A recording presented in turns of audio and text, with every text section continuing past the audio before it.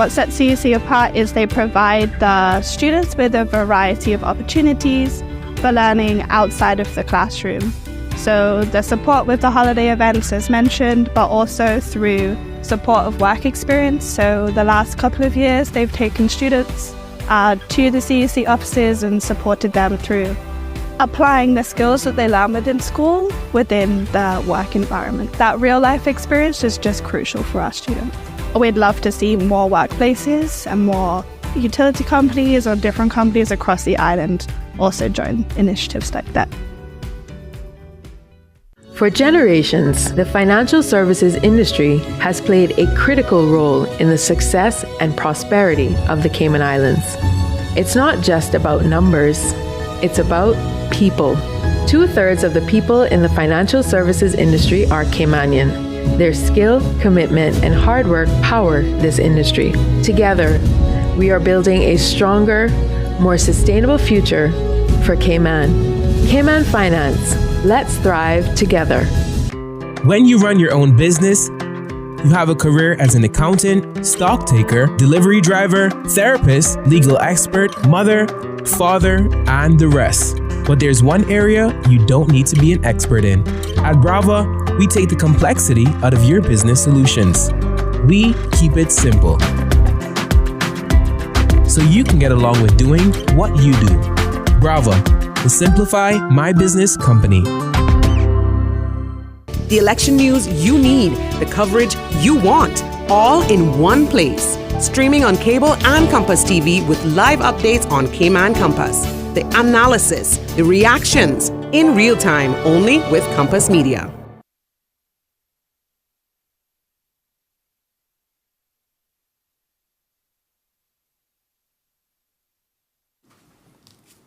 Good evening, everyone, and welcome to the Cayman Islands Chamber of Commerce Political Party Leaders Debate. On behalf of the Chamber Council and staff, I'd like to thank the three party leaders, Mr. Joseph Yu from the People's Progressive Movement, Mr. Andre Ebanks from the Caymanian Community Party, and Mr. Daniel Scott from the Cayman Islands National Party for participating in this historic event.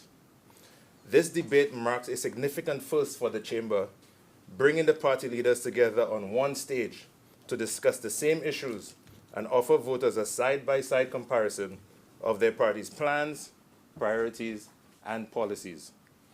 This builds on our long-standing candidate forum series, held every election year since 1988, and reflects the Chamber's commitment to informed and engaged civic participation.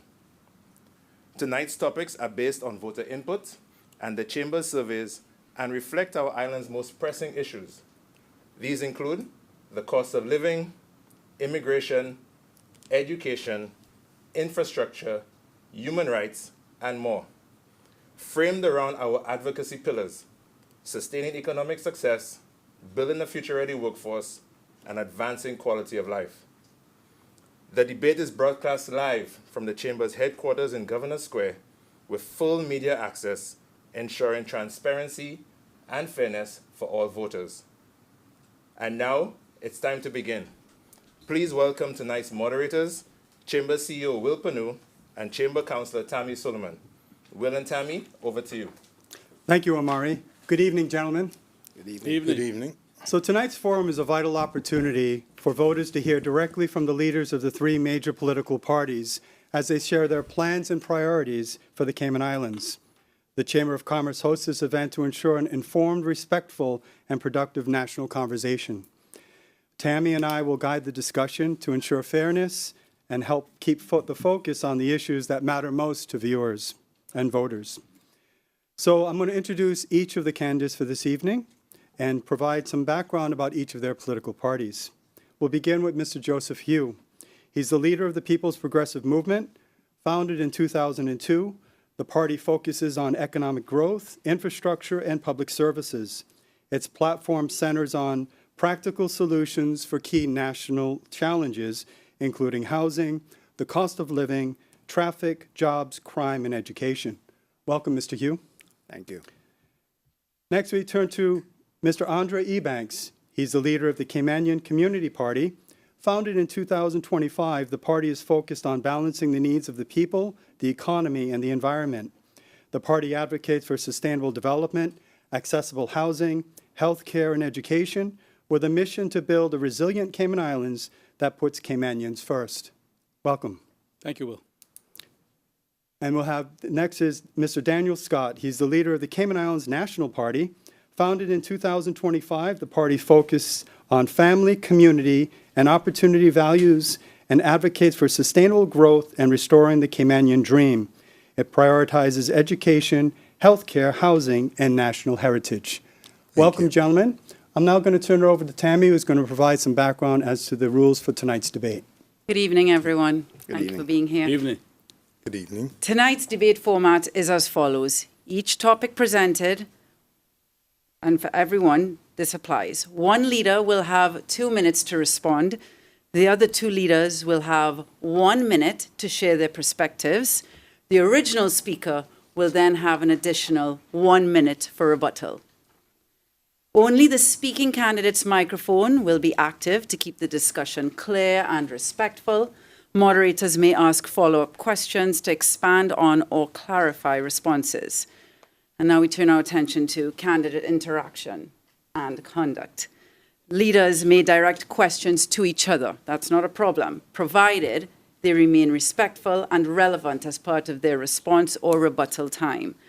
Personal attacks or off-topic comments will not be allowed. Time limits will be strictly enforced. You can see the clock there on your screens. And disruptions may result in a loss of speaking time. And again, we want to thank all three candidates for participating. We will take a short commercial break, and we will begin the debate when we return. Please stay tuned. Okay.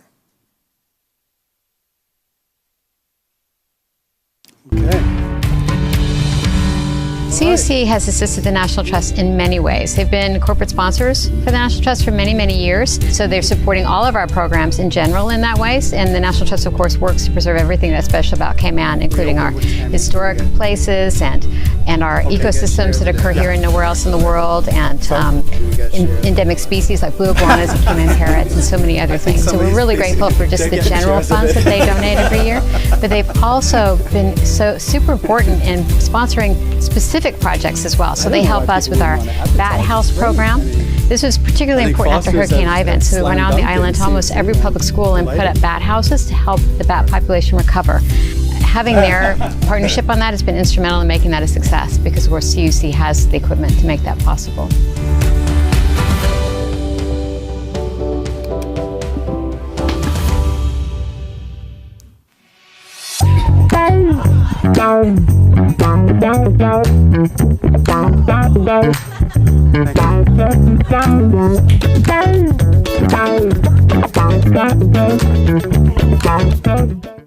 When you run your own business, you have a career as an accountant, stock taker, delivery driver, therapist, legal expert, mother, father, and the rest. But there's one area you don't need to be an expert in.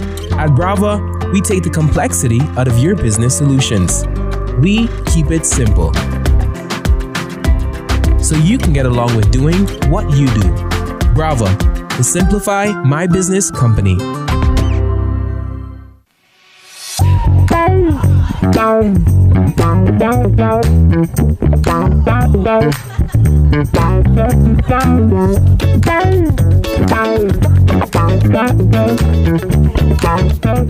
For generations, the financial services industry has played a critical role in the success and prosperity of the Cayman Islands. It's not just about numbers, it's about people. 2/3 of the people in the financial services industry are Caymanian. Their skill, commitment, and hard work power this industry. Together, we are building a stronger, more sustainable future for Cayman. Cayman Finance. Let's thrive together. The election news you need, the coverage you want, all in one place. Streaming on cable and Compass TV with live updates on Cayman Compass. The analysis, the reactions, in real time, only with Compass Media.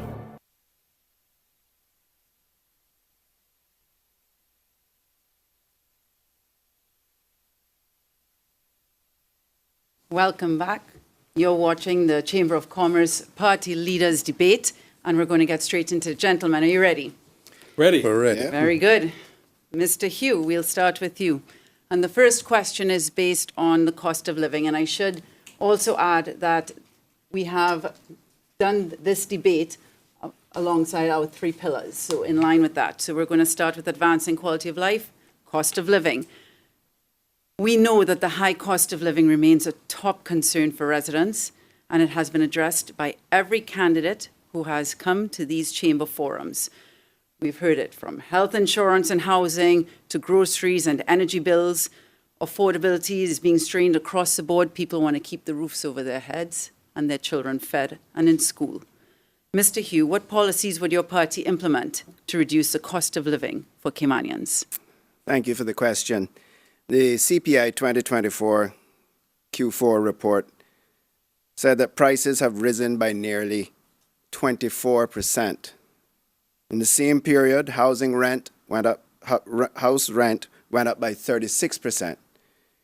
And in the 2022 to 2023 period, persons seeking poor relief increased by 50%. That is according to the Compendium of Statistics 2023. We have to increase the minimum wage. I cannot believe that it has taken this long to come to an agreement to increase the minimum wage. When you're working with your constituents and you have single parents coming in with 2 kids, and they get a job even at $8, $9, or $10 an hour, and then they have to hire a babysitter an hour before they go to work and an hour after they go to work, get home from work rather. When you look at their balance at the end of the week, sometimes they are actually at a negative. They're spending more money than they're actually making. By the time you take out health insurance for the 2 kids, health insurance for themselves, pension, and sometimes uniform, they go home with a negative balance at the end of the week. We have to address this and address this swiftly. We have to deal with health insurance, the burden that it costs on our people, especially single parents. We have to do pension reform, and we have to deal with the minimum wage. What we've also noticed while we've been out canvassing is that the elderly are one of the group that are really struggling with health insurance. Some are giving it up and just praying and relying on the Lord that nothing really happens. Some are leaving the country because they cannot afford health insurance at their age. We have to address this as a priority. Mr. Ebanks, your rebuttal. Thank you, Tammy, and thank you, and good evening, Cayman. The first thing we have to do before you can get to any of that is stabilize the finances of the country. The pre-election financial update shows that this country is now in a deficit, and that is from the big spenders that are now in Mr. Hughes' party. Most of that lavish spending happened after my colleagues and I resigned because we knew we had to stand up for what was right. You have to get a handle on the finances, because now with a global trade war, even with its slight departure today, this could go on for ages. So you have to be able to now stabilize the finances. That's why it was necessary to have a rainy day fund so that you could better implement essentials. If you needed financial assistance, what he was talking about, education, healthcare, all of that relies on the strength of the government. Beyond that, we need to execute a plan for LNG to get electricity bills down. We have to be able to move to utility scale solar as quickly as possible. We also have to be able to put into the building codes efficient energy homes so that we can get bills down. We also need to look at our duty, because that's our stamp duty code, to actually put down the duty to zero for healthy foods. And if there are junk foods out there, to expand it then to have healthier living. Also, the health care insurance, we have to have a level playing field for all. It is time for a tiered national plan that everybody pays into, except for certain categories: indigent, children, elderly persons, and for those who can afford it, can have private options above and beyond that, and to fix the pension system. This is no time for unstable finances. We need to be able to get in there, get the finances under control from these big spenders, and work on cost of living as a priority. Thank you, Mr. Ebanks. Mr. Scott? You'll have a little bit more time. Thank you. Thank you very much. I guess my starting point is I'm pleased to see that Mr. Hugh and the Progressives are finally waking up to where their failed policies and the impact it has had on Caymanians at all levels. This is not something new. They now tout increase in the minimum wage. That's long overdue, as well as taking care of our elderly and everyone else. This country is in a mess, and it isn't a mess because of the Progressives' consistent failed policies, and we are now faced with the current-led Progressive government doing it all over again. And indeed, you would have seen the pre-election financial results. It is downright scary. They don't have the ability to do it. They've failed every time they've tried, and they will fail again. Mr. Hugh. Thank you. Interesting to hear the two responses. Listening to my colleague here, Mr. Ebanks from the CCP, speak about a government that he was a part of for 3.5 years and in fact was a deputy premier. And he was deputy premier when the budget was passed. And I'll just go to the Hansards of 12th December 2023, the budget session. He says, I'm going to end with Abraham Lincoln, who said, speaking about the United States, of course, if this nation is ever destroyed, it will not be from without, but from within. And I'll repeat that. Abraham Lincoln, former U.S. president, if this nation is ever destroyed, it will not be from without, but from within. The central challenge in our hands, colleagues, and there's a lot, and I give the current Honourable Premier full marks for completing the presentation of a budget in highly compressed fashion. We should all thank her for it. This would be a different place if we were past the 31st of December. Thank you, ma'am. A pass is a pass. Let's reach across the aisles, Mr. Speaker. Let us find compromise and let us, per the title of the Honourable Premier's budget address, lay the foundation for people's well-being. And now he's saying that they overspent. And to answer my colleague from the Cayman Islands, from the National Party, 2013, heels of the recession, UK controlled the budget. We became compliant within 2 years. We reduced the debt by nearly 60%. From 538 million to 339 million in 7 years. 7 years of surpluses pre-COVID, totaling some 750 million, with no borrowing, and at the same time, implementing a minimum wage and carrying out national projects. Thank you, Mr. Hugh. We're going to move on to the next topic, which is going to be the same vein on advancing quality of life. We're going to deal with affordable housing. And the preamble reads that affordable housing remains one of the most pressing challenges facing residents. Rising property costs, limited availability of land, and increasing construction expenses have made home ownership and even stable rental housing out of reach for many Caymanians. The demand for long-term sustainable solutions continues to grow, particularly for young families, essential workers, and lower-income residents. So the question I'll pose to Mr. Andre Ebanks is, what is your party's plan to increase access to affordable housing for Caymanians, and how will you ensure these solutions are financially sustainable and delivered on time? Thank you. I'm glad you raised financially sustainable, because I stand by the quote that Mr. Hugh just read at the time of passing the budget, because what I didn't know at the time is that there were PPM members in disguise. And I still stood to be corrected, stand to be corrected, because the quote is still true. It still did dissolve from within because of those members. So to get to the housing, we need to reintroduce the GGHAM program, now called Home, and activate that as quickly as possible so there's zero down mortgage payments for Caymanians. We need to raise the upper limit of the stamp duty waivers so that we can get that moving. That was something that was been talked about over and over in caucus, and finally something was finally slightly done in the end, but we still need to actually now move to an even more sophisticated system for stamp duty. If you're over the 650, let's pay the difference on that. That's our tax code. Why have the person pay full freight? Because we know how high the property prices are, and these are Caymanians now in middle-class neighborhoods. These aren't extravagant places, but the cost is so high, they're not getting the full benefit of the Caymanian stamp duty break. In addition to that, we need to finally get on the books modular housing. Time has moved on. There's past now these containers, like poor apple blossoms in West Bay. Now there are now actually innovative solutions that are hurricane rated that can reduce the cost of building. We need to now go to rent. We had a rent tenancy act that was sitting on the shelf, and for reasons beyond that that escaped me, the current premier failed to bring that to the House. It could have had a rental housing unit, transparency, a standardized lease. Airbnb was licensed uncontrollably under the Progressives government, just exploded the housing market, and that affects social housing because now the rents are so high and the indigent population relies solely on private sector landlords. Government has to get in the game with its own social transitional housing that is either managed or controlled by the government in order to have indigents in the right places spread throughout the community so that you don't create a dangerous situation. But we can't have our people homeless, and begging hotels is not the answer anymore. Thank you, Mr. Ebanks. Mr. Scott?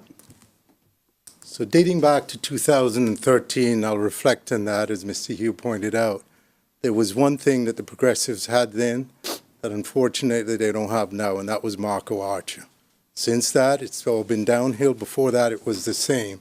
As it relates to housing, the challenge here has been for us is that we've had unfettered development, we've had unfettered immigration, and we've allowed foreign investors, wealthy foreign investors, and that's who we've been giving concessions to and encouraging them to build.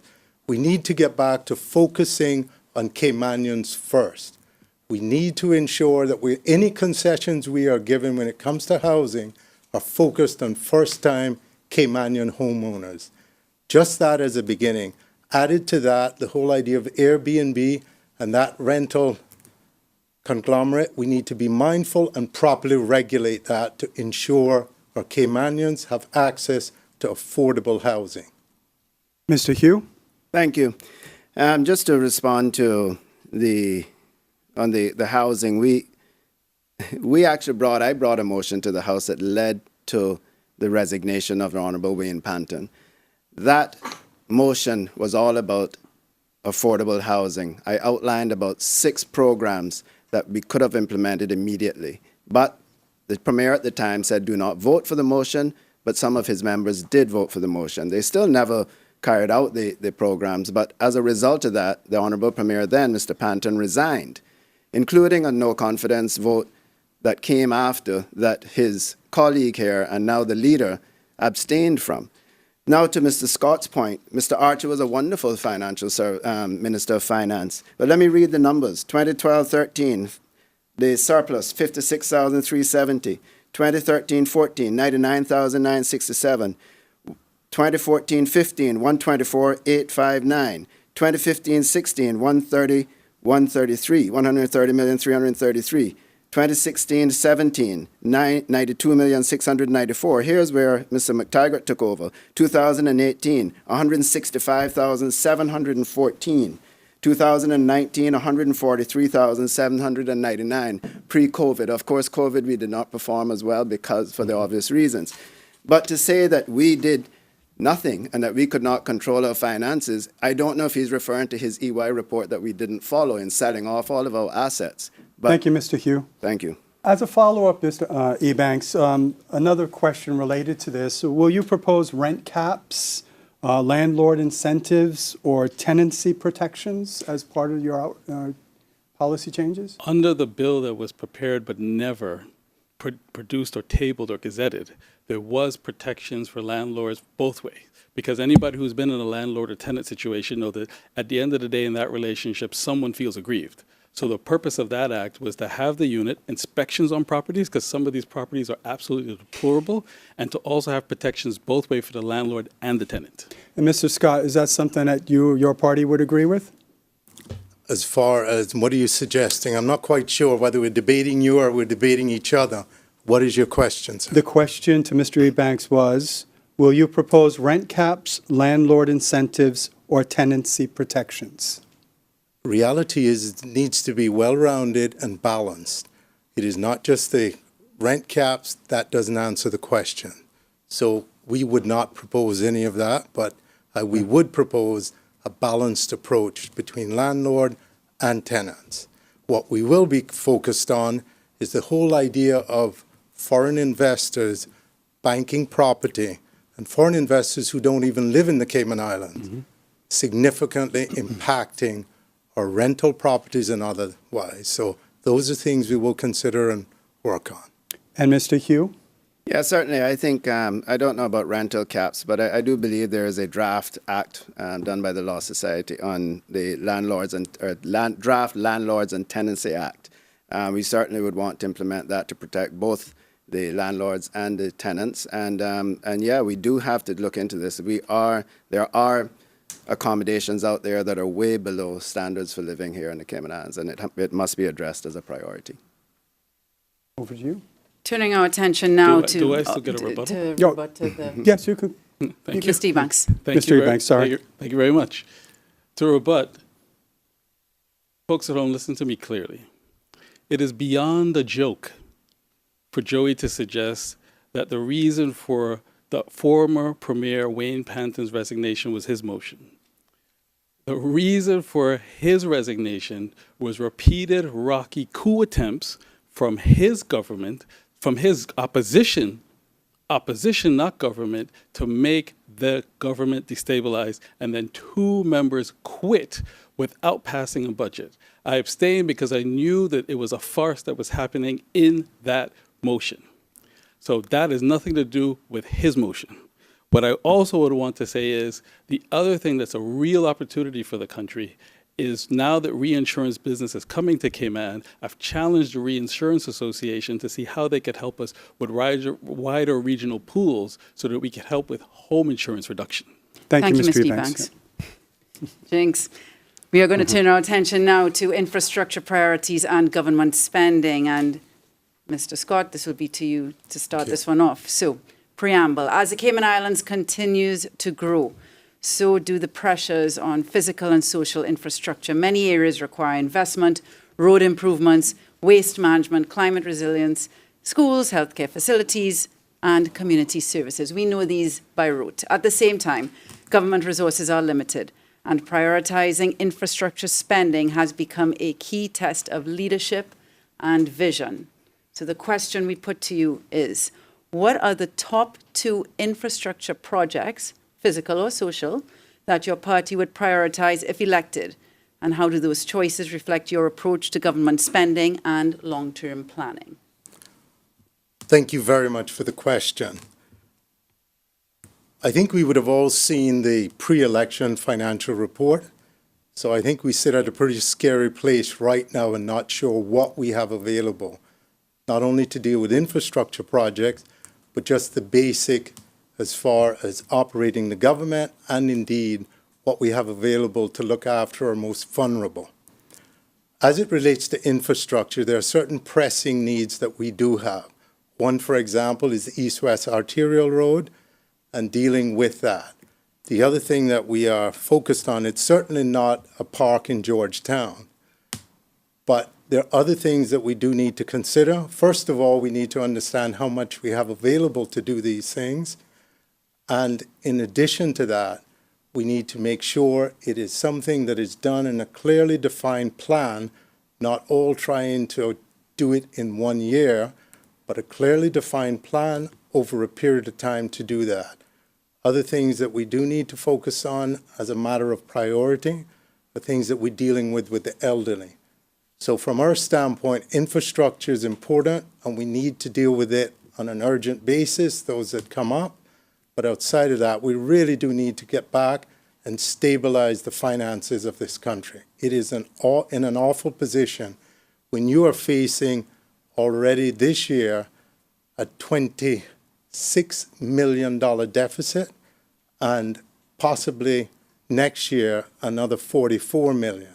Which means that we're offside as it relates to the framework of fiscal responsibility, and we put ourselves in the very dangerous position that the UK may come in and have far more control over our finances than they should.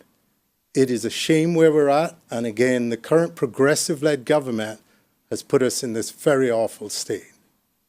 Thank you, Mr. Scott. Mr. Hugh? Thank you. I keep hearing Mr. Scott say progressive-led government. I know he's new to politics, but I think the current government is called a UPM, and the government before that was the PAC, which I know Mr. Ebanks here is well aware of both of those. But anyway, just a lesson in politics. We would certainly have to look at the landfill. I think that is going to be a priority for us, whether we move to recycling immediately to buy us some time, but we are going to have to find another place to tip our garbage because the current landfill is running out of space rapidly and could be and is potentially a major disaster in the waiting. The East-West Arterial is certainly there, but we have to also look at public transport holistically. The East-West Arterial will not answer all of the questions, so we do have to look at public transport holistically when we're talking about traffic. The Sunrise Adult Training Center is somewhere near and dear to my heart. We had plans for a new facility. I understand that they're actually having to do rotation of the adults there at that center. And then also we have to continue to develop the mental health facility. Thank you, Mr. Hugh. Mr. Ebanks.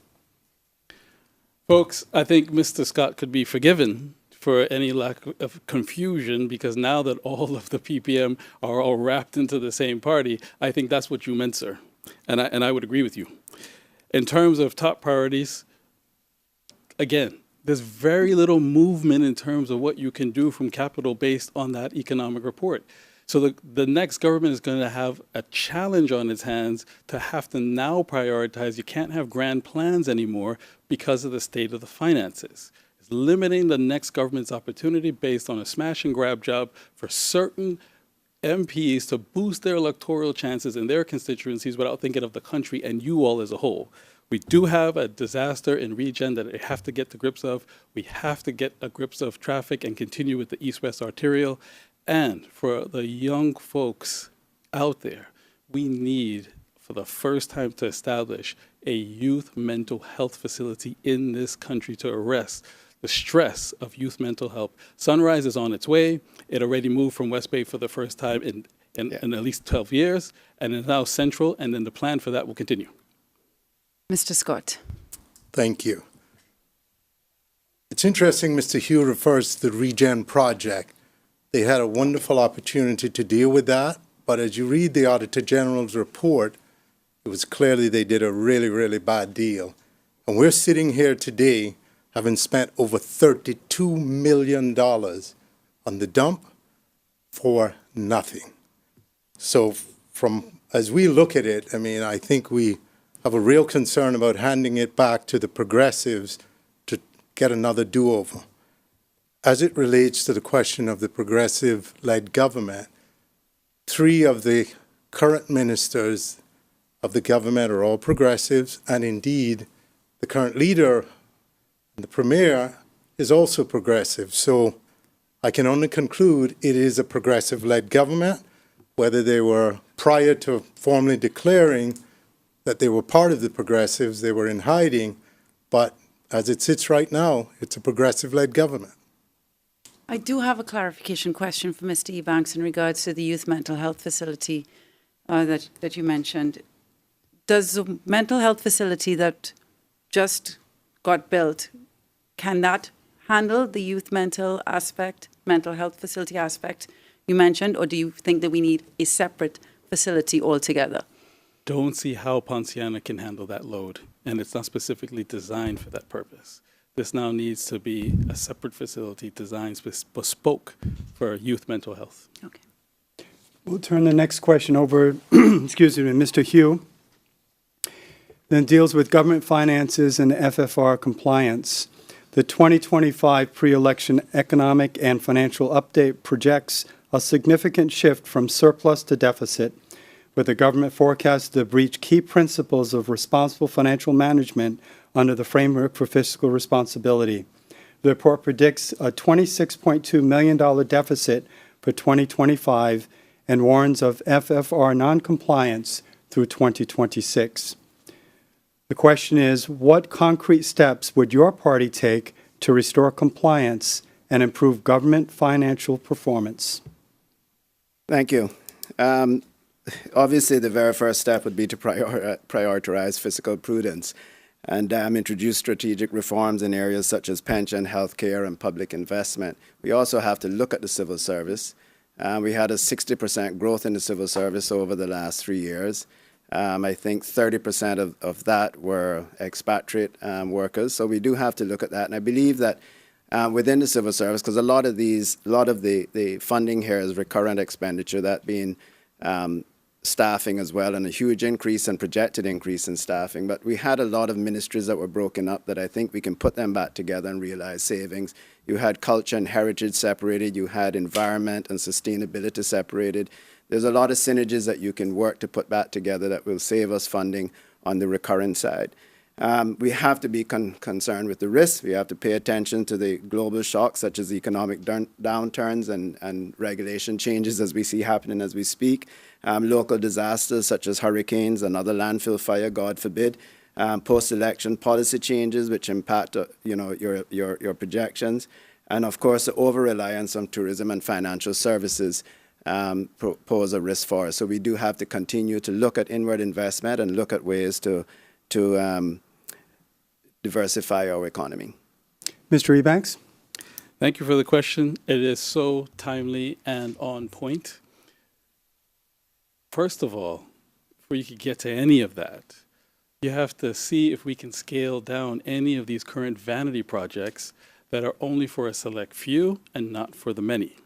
In addition to that, it is time now, from my experience as a civil servant, minister, and deputy premier, to re-examine the budgetary process of the civil service and move to outcome-based budgeting and reporting. So you have better access on the spending that's occurring, with enhanced transparency and increased accountability, because right now what happens is that the pie is the pie, everyone gets a historical slice, and it's a use it or lose it mentality. We have to move away from that, reorganize the budget, and put it towards the items that we know are going to generate returns, uplift financial services so that its budget is commensurate with what it brings in. And as you're making money, you can then make reallocations and reinvest in other areas. Mr. Scott?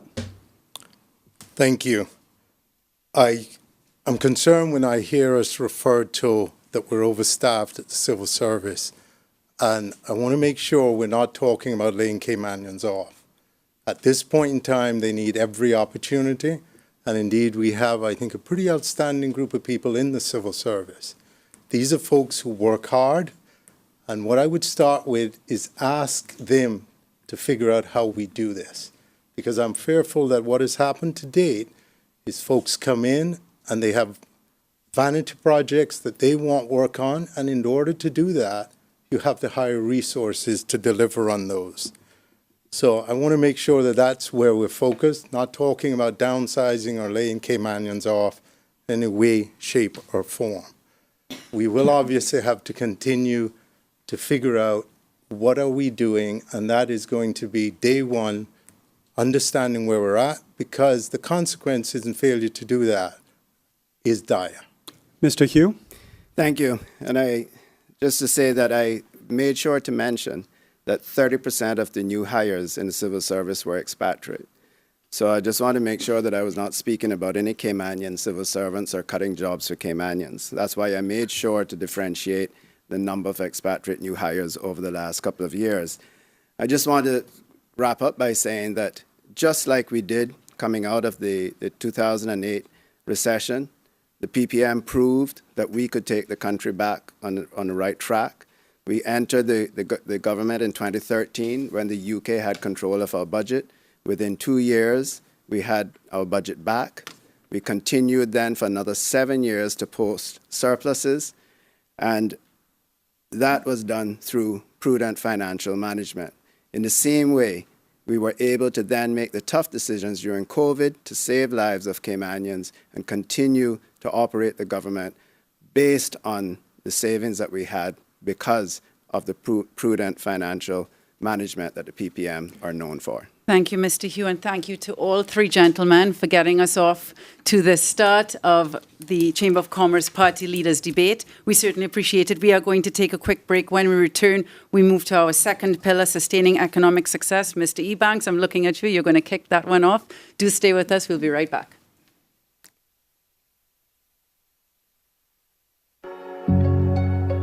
For the past 58 years, CUC has strived to be more than just an electricity provider. We have sought to be a foundational company.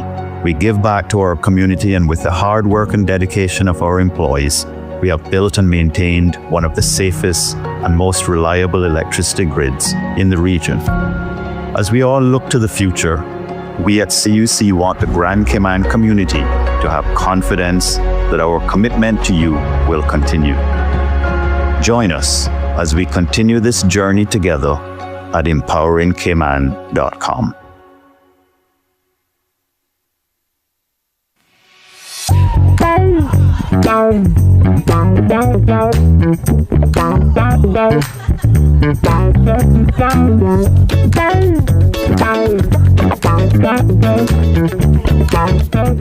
For generations, the financial services industry has played a critical role in the success and prosperity of the Cayman Islands. It's not just about numbers, it's about people. 2/3 of the people in the financial services industry are Caymanian. Their skill, commitment, and hard work power this industry. Together, we are building a stronger, more sustainable future for Cayman. Cayman Finance. Let's thrive together.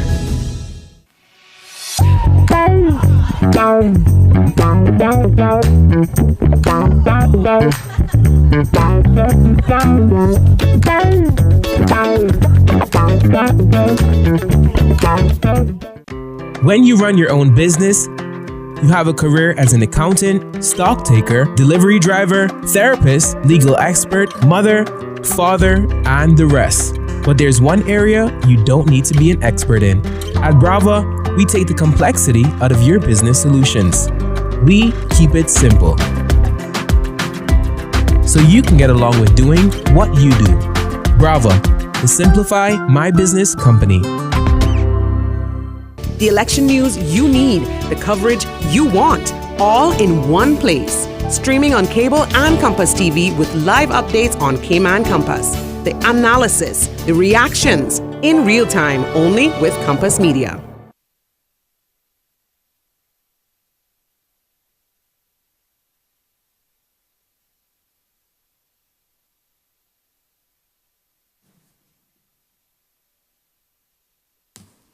Welcome back to the Chamber of Commerce Parties Leader Debate. We're now moving into the next pillar called Sustaining Economic Success, and I'll turn it over to Tammy for the next question. Thank you, Will. And Mr. Ebanks, this one goes to you. It's about financial services. I know you know a thing or two about that. Financial services contribute to over 50% of Cayman's GDP and provides thousands of jobs. It makes it one of the, if not the most critical industry. However, the sector is facing global regulatory pressure. This is something that's been going on for a long time, and it's not letting up, and local policy challenges. What is your party's strategy to ensure the continued success and competitiveness of the financial services industry? Thank you, Tammy. To set the scene, coming into office in 2021, we had a financial services industry that was on international risk lists, was deflated, and not funded appropriately. The strategy coming in was threefold. One, get off all the lists, freshen some of the products, and then try to find 2 to 3 growth areas that could complement the existing industry. I'm happy to say that all 3 were done within 2021. After getting off all the lists, we passed legislation to enhance private wealth, trust, merchant shipping for maritime affairs. Companies had a refresh to get the industry excited again. And the 3 growth areas that we identified was reinsurance, family office, and tech. The reason for that, this answers your question, is reinsurance is linked to our funds product.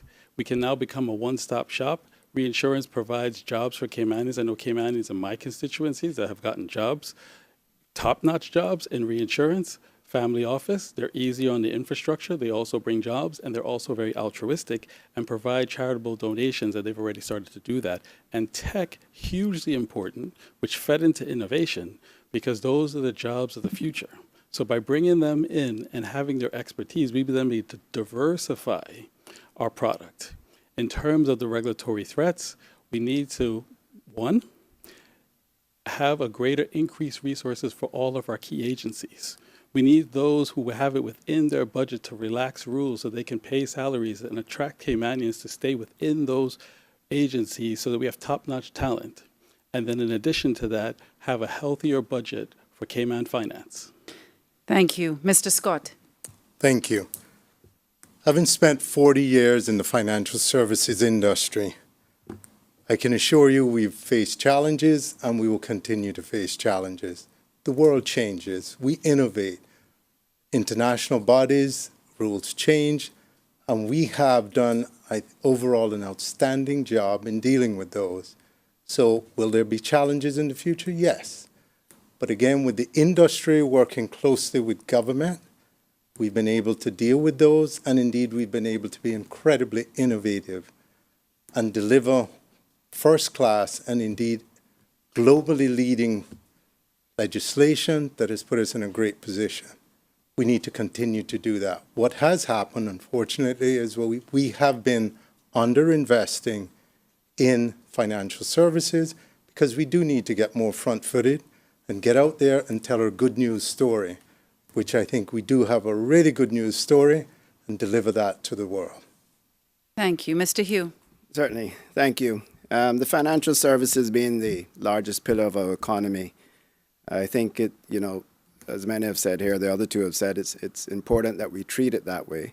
We must remain vigilant, and we must keep up with global compliant. We must remain globally compliant and competitive. The PPM government actioned 60 of the 63 recommendations in the 2019 FATF review.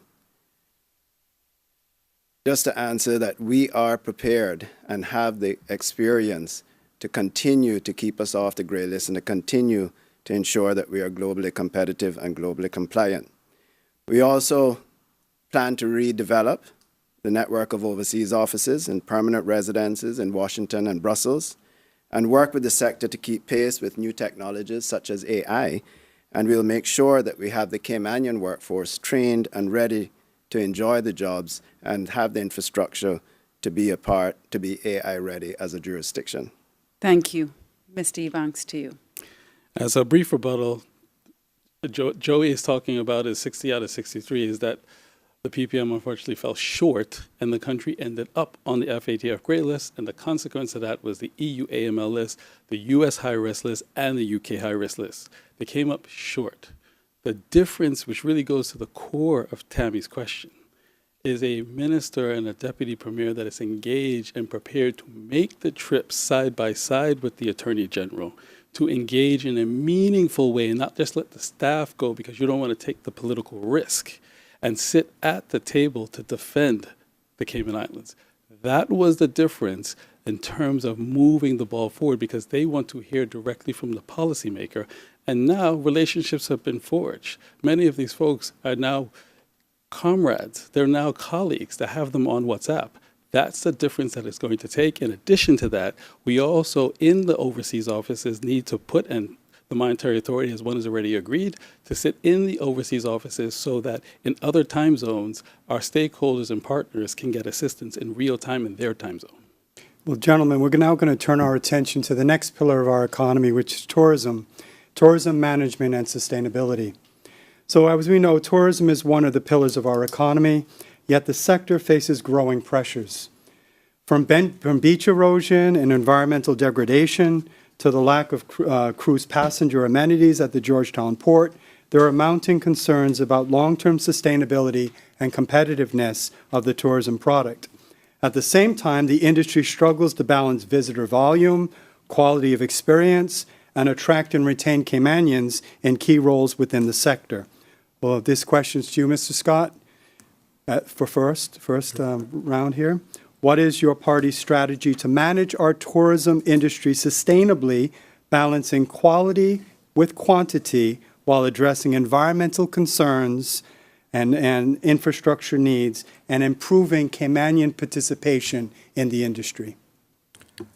Thank you very much for the question. When you look in 7 Mile Beach, and indeed if you look in Cayman Brac, the people that built the tourism industry were Caymanians, Cayman Brackers, and those from Little Cayman. It is absolutely shocking today that you go into most of our hotels, restaurants, and otherwise, and it's difficult to spot the Caymanian. That is not good enough. One of my colleagues, Mr. Gary Ruddy, when they operated Comfort Suites, were able to boast a 90% Caymanian staff complement. That can be done. It should be done. However, when I said to him, how did you manage to do that? His answer was simple, is we paid them well, and they delivered for him. That overall is the problem with Caymanians within the hospitality industry. They're really good at it, but we have to pay them a fair wage to have them participate. As it relates to the struggles that we have with infrastructure and beach erosion, things such as that, we do need to work along with the property owners on the 7 Mile Beach to ensure that we're focused quickly on dealing with beach erosion. That, however, is something that the property owners will have to pay the cost of doing, and government will simply be there in order to facilitate it and allow it to happen as quickly as possible. More broadly, the focus has to be on quality and not quantity. We are a tiny jurisdiction, and already we see overcrowding of our beaches, our streets, and our infrastructure. And we have to make sure more money lands with Caymanians in our country and with businesses here. Thank you. Mr. Hugh. Thank you for the question. Tourism is near and dear to my heart. I spent most of my entire life in tourism in one way, shape, or the other. The first thing we will do is update the National Tourism Plan, and we will look both at stayover and cruise tourism. We have to deal with beach erosion. That is the biggest challenge facing the tourism product at the moment. If a building falls into the water, the press internationally will not talk about that one spot. They will say 7 Mile Beach is gone. The numbers showed it over the Thanksgiving period. The lack of action on the beach renourishment led to lower numbers during Thanksgiving, one of the peak periods of the year. So we have to deal with that, and we can do it. And we can put a tariff on or add additional taxes on the room nights, because this will not be the end of it. This will not be the only place that we will see beach erosion. It will not be the only time that we will have it. So we have to deal with it now, and we also have to plan for it in the future. We have to further develop strategic training partnerships with institutions, as we did with Johnson & Wales overseas, and also continue to develop our local tourism training program. We also have to look at things like immersion tourism and other types of tourism for the Eastern Districts. Thank you, Mr. Hugh. Thank you. Move on to Mr. Ebanks. Thank you, Will. To maybe add to what's been said so far, I think as part of a national tourism strategy, we have an enormous opportunity to redesign our tourism cycle, to build a year-round tourism cycle than something that's been cyclical in our history. Now with financial services reinvigorated and economic substance rules that's bringing shareholder meetings and conferences here, we really need to tie the two together in a much more integral way, so you have a much more even visitation route, and then capitalize on other areas of tourism in terms of heritage and sports. We now have Caymanian golfers who are on international stage. We have to maximize these opportunities so we on one showcase our talent, but then also increase the reasons for visitation, and then still support cruise, modernize our airport infrastructure so that we have a much more healthier and robust and integrated tourism product. Mr. Scott, would you like to add anything? Yes, thank you. I think as we look back over time with our tourism product, as well as financial services, they're inextricably linked. People come here because of the service, they come here because of the fine dining. So we cannot separate the two. However, when you look at the data around tourism and the number of Caymanians employed in it, we need to do better. We have over 8,800 folks working in the tourism industry. Only 2,200 of that are Caymanians. The other thing, and again, this is based on statistics from government, is that the average income or average salary for folks working in the tourism industry is reported to be around $17,000. That is a challenge, and again, that will not attract a great deal of Caymanians. And obviously that's spread between cruise tourism as well as those that stay overnight. So we need to be very focused on how we bring value back to Cayman around tourism overall. Thank you. We're now going to talk about a topic that I personally feel needs to be addressed, and it's long overdue. This is about long-term planning and a national vision. So we know, it's no secret, the Cayman Islands has experienced rapid growth over the past 2 decades, yet many argue that this growth has outpaced strategic long-term planning. The last formal attempt at a national vision, known as Vision 2008, is more than 15 years old. And again, that was an attempt. Since then, concerns have continued about fragmented policies across human capital development, infrastructure, transportation, housing, education, and economic diversification. And critics say, and I would count myself as one of them, that the country lacks a clear, cohesive direction that unites government policy, private sector priorities, and community aspirations. So we're talking about that overarching policy that then feeds into all of these silos, well, not silos, but the other areas that I talked about. So the question is, and Mr. Hugh, this would be to you, to kick it off. Do you agree that the Cayman Islands has lacked a long-term national plan in recent years? If so, what would your party do to address this gap? And how would you involve the public in shaping and maintaining a shared national vision? Thank you for that question. I certainly do agree. I spoke earlier about the National Tourism Plan. That, along with the elderly persons policy, along with other plans within different sectors, but in particular, what needs to be updated immediately, and it just baffles me that it hasn't been done in the last 4 years, is the update to the National Development Plan, commonly known as Plan Cayman. Once you have those things in place, we can then start to combine all of those plans into a plan, whatever you want to call it. We have been talking about it in our chambers as Cayman 4.0. What is the future? What does Cayman look like? What is 4.0 Cayman? What does it look like in the next 40 years, and how do we want it to look? And you're absolutely right in saying that it is time that we come together as a country to voice our opinions and put down on paper what we see the future of the Cayman Islands looking like. I did something similar during the lockdown. During COVID, I created the Special Economic Advisory Group, which Mr. Scott was a part of. That group put together a comprehensive plan for what we call then Cayman 2.0, and I'm talking about Cayman 4.0 now. But unfortunately, we ran out of time. We were not able to implement all of the recommendations, even though most of them were accepted at that time. We will go back to that and refresh that and hit the ground running with it, should we be and when we become the next government. Mr. Ebanks? Thank you.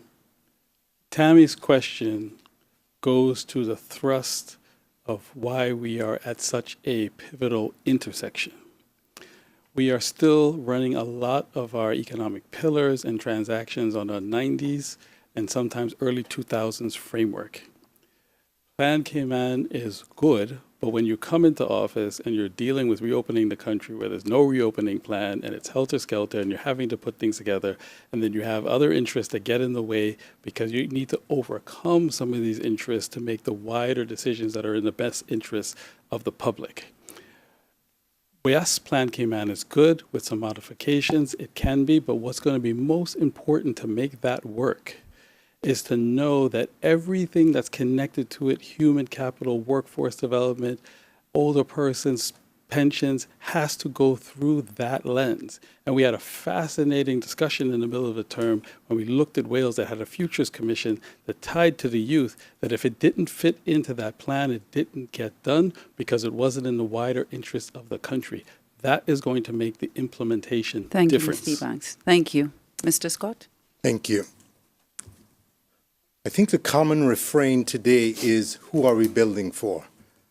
When we talk to our young people, when we hear the challenges that they have, when we talk to our elderly. And so the reality is we do need to take pause and figure out what are we doing. But any of these plans can't simply be driven by trying to satisfy wealthy foreign investors. It is about Caymanians. What do they want their country to be? And we need to make it something that it is accessible. Quite often we go to these town hall meetings, very few Caymanians show up because they don't feel that they do have a say. So when we go out to plan for the next phase, which is an absolute priority, that we do need to deal with a national development plan. As soon as we are in government, we will launch it, but it will be driven and Cayman driven, and we will make sure that we have that input along with developers, particular Cayman developers, but it must be Cayman plan that meets the needs of Caymanians. Thank you. Mr. Hugh, do you have a follow-up to? Yeah, just a brief follow-up. Responses? Just to say that I'm glad everyone is on board with Plan Cayman now. So that should be done and dusted, that whoever wins the government will put forward Plan Cayman. We can put the politics behind it and get this plan in place, get the review of the National Development Plan underway for the betterment and the future of the country. It is important to understand that the CPA or no one else can actually make decisions outside of that National Development Plan. So everything we talk about, sustainability, beach erosion, weather patterns, all of these things, even housing falls under zoning. So all of that is under Plan Cayman or under our National Development Plan. There's also something that I omitted to speak about, and so did my two candidates here, the National Infrastructure Plan. We've never had a National Infrastructure Plan. This has to play an integral part of it as well. We always talked about, you heard about the Go East initiative, we talk about, you know, we have to decentralize and those sorts of stuff, but if we do not have a national infrastructure plan to say that this is the country's needs as far as infrastructure, and these are the ratings, this is when we need, this is the rating as far as the importance of them, that any government, because you can't fulfill all your infrastructure needs within 4 years, any government can follow that plan. Thank you, Mr. Hugh. I do have a clarification question. I just want to be clear. So you're saying then that we need to develop these different plans. The question was about the overarching vision plan. So I just want to be clear. So does your party not think that that's needed?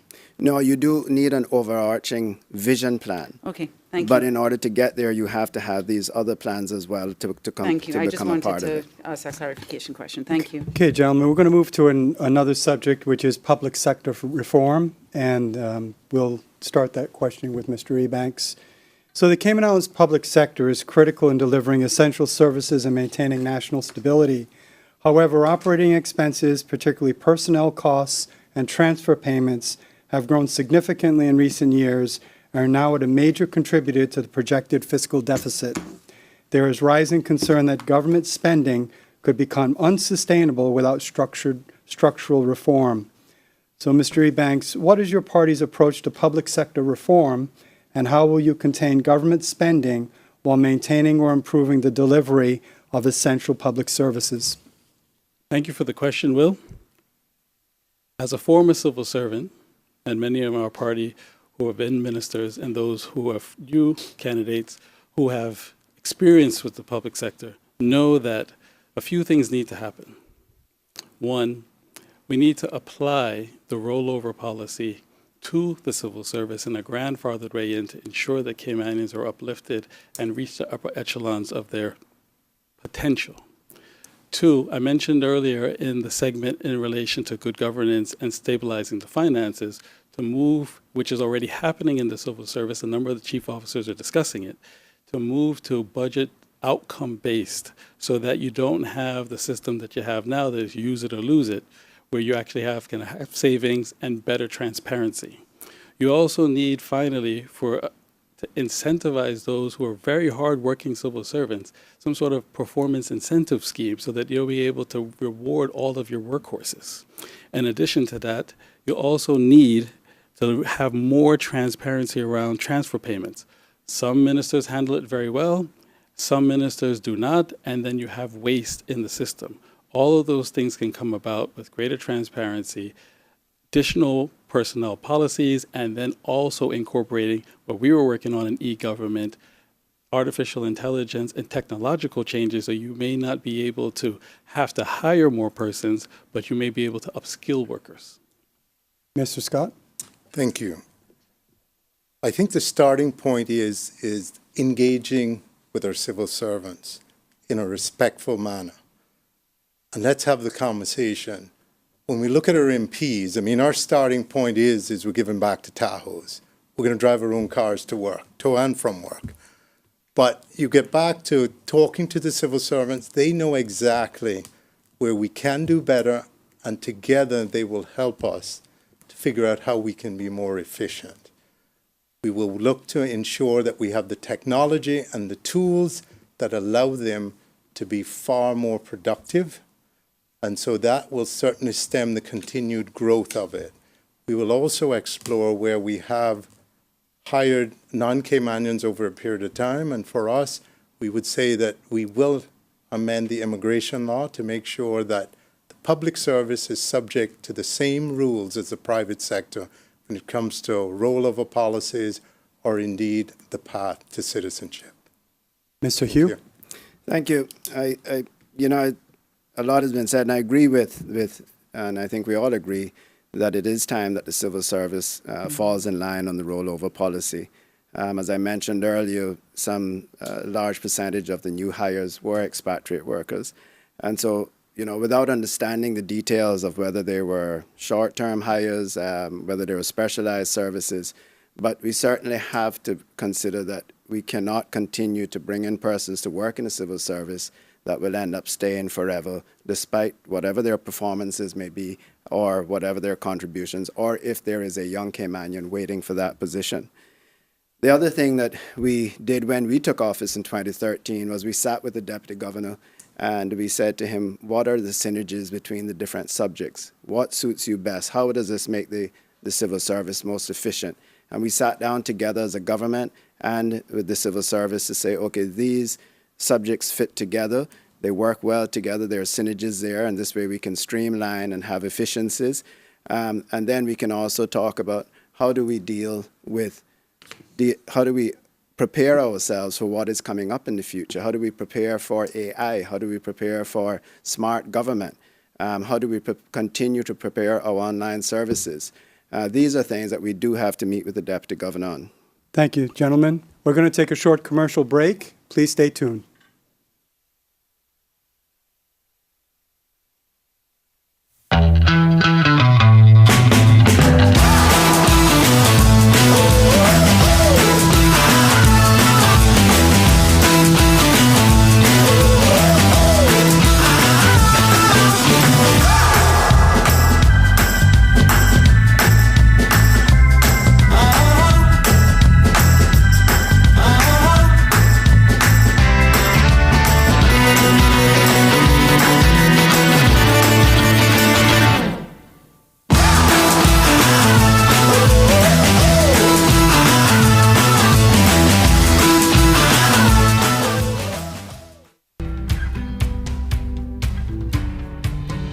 What sets CUC apart is they provide the students with a variety of opportunities for learning outside of the classroom.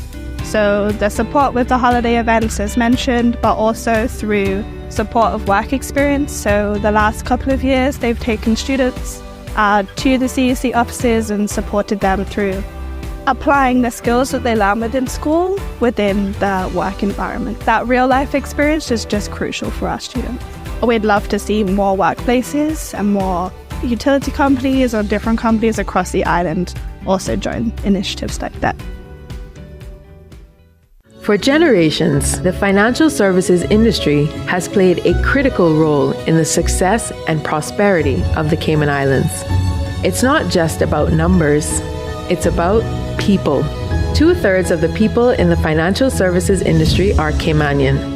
Their skill, commitment, and hard work power this industry. Together, we are building a stronger, more sustainable future for Cayman. Cayman Finance. Let's thrive together. When you run your own business, you have a career as an accountant, stock taker, delivery driver, therapist, legal expert, mother, father, and the rest. But there's one area you don't need to be an expert in. At Brava, we take the complexity out of your business solutions. We keep it simple, so you can get along with doing what you do. Brava, the Simplify My Business company. The election news you need, the coverage you want, all in one place. streaming on cable and Compass TV with live updates on Cayman Compass. The analysis, the reactions, in real time, only with Compass Media.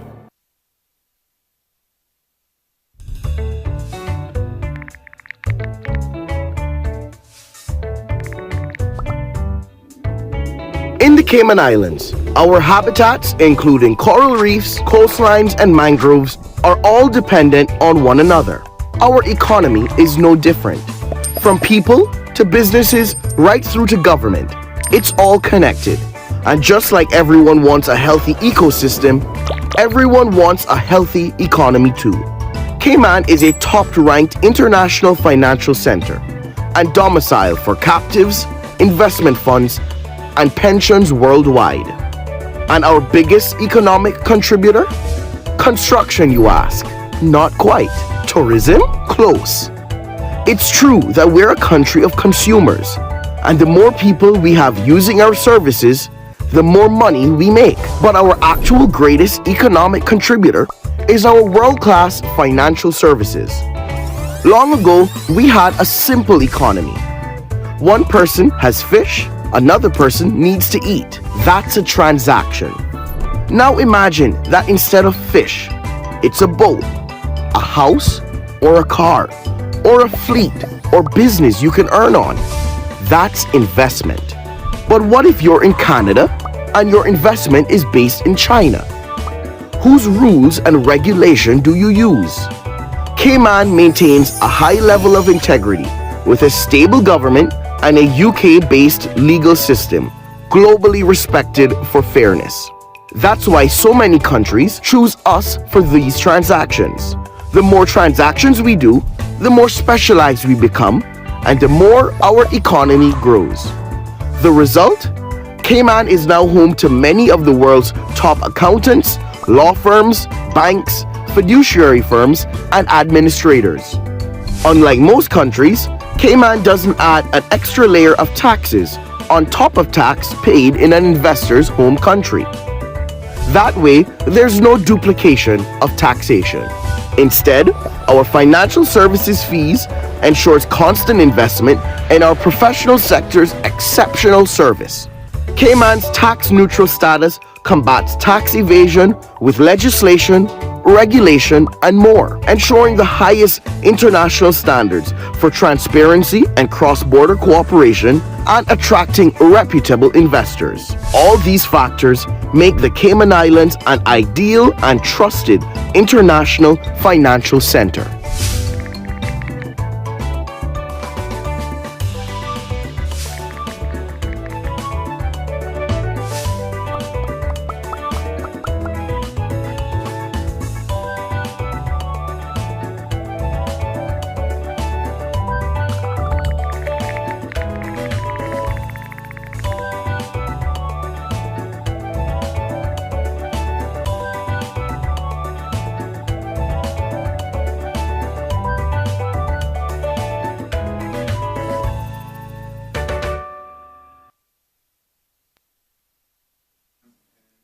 Welcome back to the Chamber of Commerce Party Leaders Debate.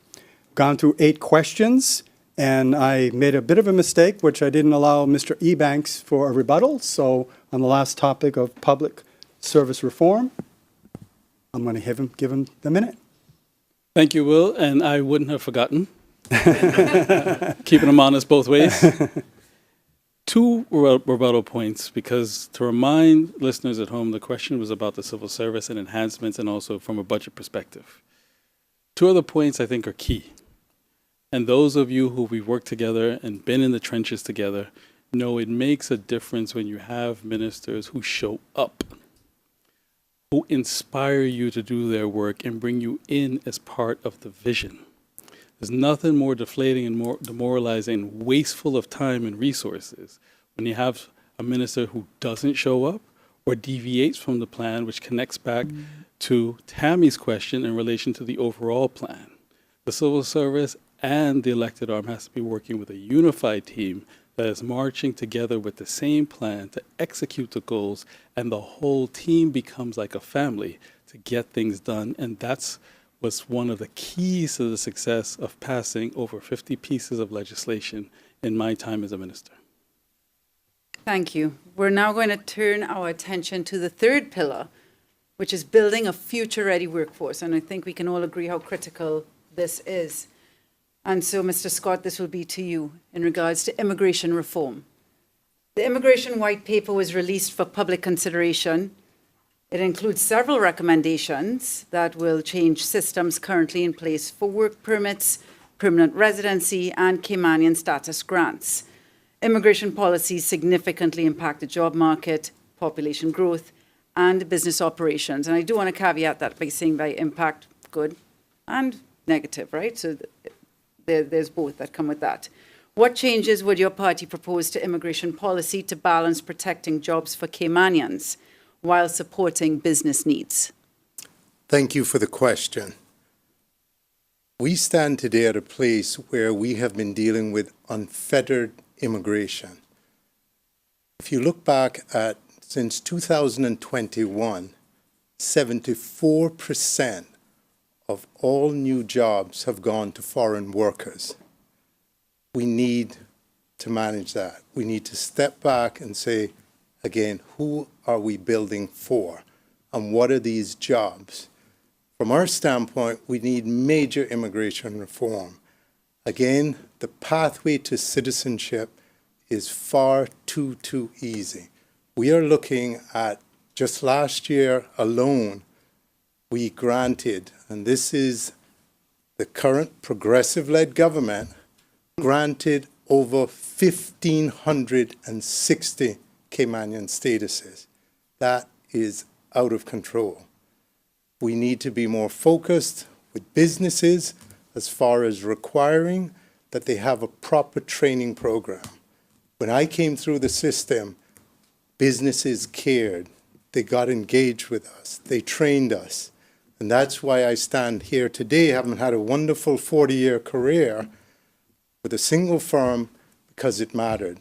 They invested in Caymanians and human capital.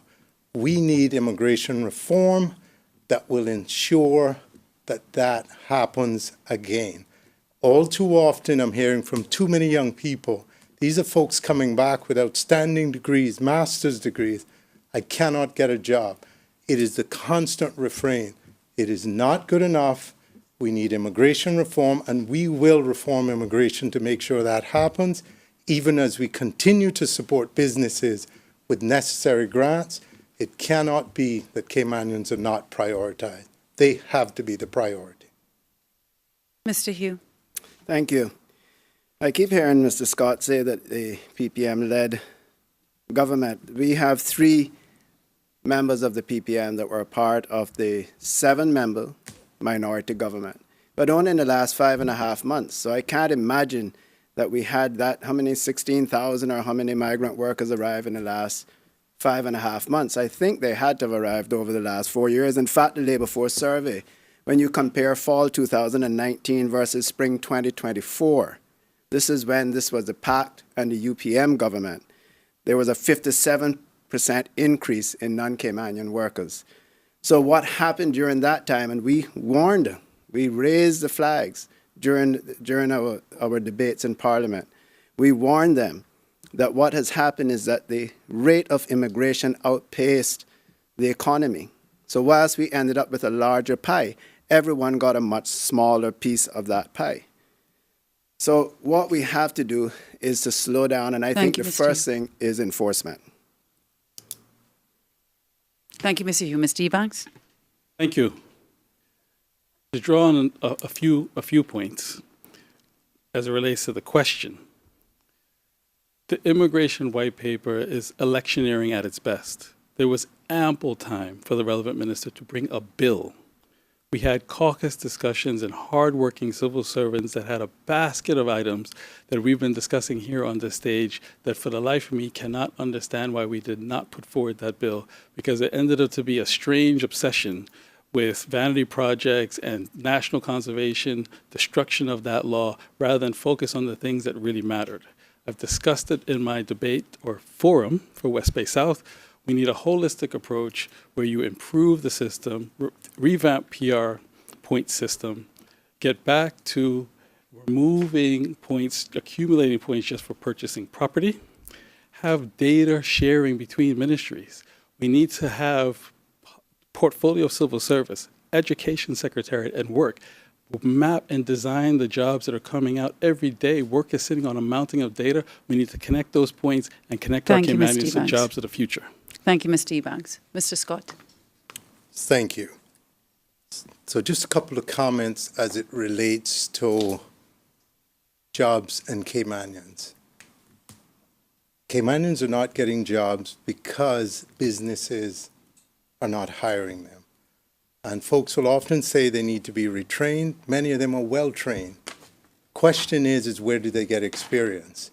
And we have to be in a position that we have the training programs to give them the experience here. We are losing our talent overseas. Going back to the point Mr. Hugh raised about the current progressive-led government, this is a hangover from the progressives who developed a point system that is given the same number of points to a bus driver as they are given to a brain surgeon. And so the pathway to citizenship is completely unfettered. That is not what we should be intending here. We need to make sure which professions we want to focus on, and we need to target that in a thoughtful manner. Thank you, gentlemen. The next topic we're going to deal with is education reform. And basically the preamble is that preparing students and workers are essential for our future, particularly with the emergence of artificial intelligence. However, many employers report gaps between the education system and workforce readiness. So what reforms, Mr. Hugh, would your party pursue to ensure our public and private sector schools produce a workforce aligned with our future economic demands? Thank you, Will. We certainly in our manifesto, which I think we're the only one who have released a manifesto, have outlined several programs that we will implement for education. We are certainly encouraged by the 12% increase at the primary level for kids achieving the national standard in reading in the 2019, under the 2019 curriculum. But at the same time, we saw that 60% of the year 11 students did not meet that national standard. We will continue to work with those students. We'll continue to also focus on early childhood education, but we'll continue to work on those students and support them through TVET programs, partnership with licensed overseas TVET programs that can also provide the experience for them, and ensure that once they complete the TVET programs, whether they're here in Cayman or overseas, that they are licensed to go to work as soon as they get here. We have too many programs where the kids are graduating, for instance, electrical, and they're not even graduating with their journeyman license, so they can't go out and get a job right away. They then have to go out on apprenticeship to just get a journeyman license, which is a pathway towards becoming a licensed electrician. It is our goal to ensure that each kid graduating from TVET programs will have the necessary licensing to hit the workforce. We also want to introduce school governance reform, where we introduce governing bodies that include parents and business professionals. We feel that this will allow parents and business professionals to become more involved in the operations of the school. We can provide that gap between the education services and the ministry to identify the needs of the school, and introduce things such as teacher mentoring programs, where we take the better teachers and have them work with those who are struggling to ensure that we raise the standards of all the teachers, especially in our public schools, and then we reward those mentoring teachers for those efforts. Mr. Ebanks? Well, folks at home, 1 minute does not do this subject justice. Or two. Education could be a forum unto itself. Do the best that I can in 52 seconds. What we are witnessing is a sociological disaster that we are still dealing with segregation. We have to look at education from early education all the way up. We need to look at programs like the ECAP that's now at 3 years old. Have that age limit go down to 1 so that you can have single working mothers can have more assistance earlier so they can get to work and kids can get training. Think about reintegration of the schools. It's going to be difficult for capital projects. So let's use the ECAP model for primary schools. If it's just as expensive or even more so to educate at a public school, you can provide eligible parents with that same system at the primary school level. And back to referring to my last answer in 4 seconds, as kids come up, you pool that data between those 3 resources of Education Secretariat, Department of Work, and the portfolio of civil service, and join Caymanians with the jobs that are coming out and fast-track TVET, because those are now more immune to AI. It's coming like a freight train. Mr. Scott? Thank you. 60% of our graduating children are below required level. 75% of our schools in the public system are below the required level. It's not for a lack of funding, it is a lack of execution. I came through the public school system, and when we came through, we worked hard, teachers delivered for us, but we were held to account. We also had a time that we would go through the vocational training. So folks, for example, my brother took a different path than I did. He was introduced to it early. We need to get back to that. Not everybody wants to be an accountant or a lawyer. Many want to deal with vocational things, whether it's technology, whether it is plumbing, electrical, and those jobs are in high demand, and we need to get back focused on a broader delivery so that everybody can be included. Mr. Hugh, would you like to add anything? Yeah, just a few seconds. Thank you. Well, we will continue to focus on teacher quality and best practice and prioritize improvements in the classroom spaces. It's important that we also ensure that we prepare ourselves for the world that's ahead of us. And we spoke earlier about AI and the types of jobs that are coming up. It is never too early to start introducing our kids to those things. We have to invest in our classrooms, invest in the technology that our kids are not experiencing it after they leave high school. It is too late then. They need to start experiencing AI and other technologies from the primary level. And this is a commitment that we have made. We will continue to build on the curriculum, continue to pivot with the world as it goes into this next age of technology, and we'll ensure that the Caymanian kids will take up the jobs that we are working so hard as a country to provide inward investment in areas such as insurance, in blockchain technology, in other areas of fintech. We have to ensure that without developing the workforce to fill these jobs, it's all for naught. Thank you, Mr. Hugh. Turning our attention now to a topic that some may consider sensitive. It falls under the umbrella of human rights, values, and moral governance. The Cayman Islands Law Reform Commission, in its report dated September 6, 2024, recommended legalizing abortion without restriction up to 24 weeks of gestation. This has raised questions about how human rights, moral values, and religious principles should guide national policy. Mr. Ebanks, this would be for you to start. What is your party's position on abortion? Do you support the legalization of abortion up to 24 weeks, or do you believe that the legislation should remain where there is life from conception to natural death? Tammy, thank you for the question, and drawing on my experience and also the experience and a number of my colleagues, myself included. I was a member of the Human Rights Committee, which was the predecessor to the Human Rights Commission before the country even had a Bill of Rights. The current position as it stands under the Penal Code is abortion is allowed if it's in the case of saving life. The Law Reform Commission's recommendations take into account more global standards. In order to move the position or consider to move the position, I think we'd have to have a further working group, not just to look at the legality, but the actual cultural and socio-economic effects of how abortion would be utilized in Cayman. As the Minister for Social Development, we have a unique situation in terms of the indigent population and the difference between the single mothers who are out there and the fathers who are out there. So I think it's going to require a bit more study that we're not going to be able to answer in 2 minutes or 1 minute in this session, other than to take it forward and understand and give a greater study and detail to see what is fit for purpose for the Cayman Islands before we adopt an international standard that may not be part of the Caymanian culture and fabric and what we need socially. Thank you. Mr. Scott? Thank you. I do not support the position of the Law Reform Commission.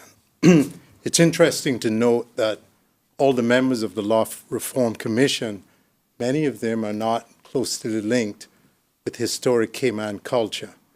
Clearly, abortion is an issue that we need to consider, but again, we need to understand what we as Caymanians stand for. That includes, among other things, there are many cases we've seen where young ladies get pregnant, the families rally around and they raise the child. A life is critically important to us. We need to be mindful how we move forward with this. And indeed, what they're currently proposing, I would say, is far off the current sensitivity that we face as Caymanians with trying to have international standards imposed without considering our own culture, and we cannot move forward without doing that. Thank you. Mr. Hugh?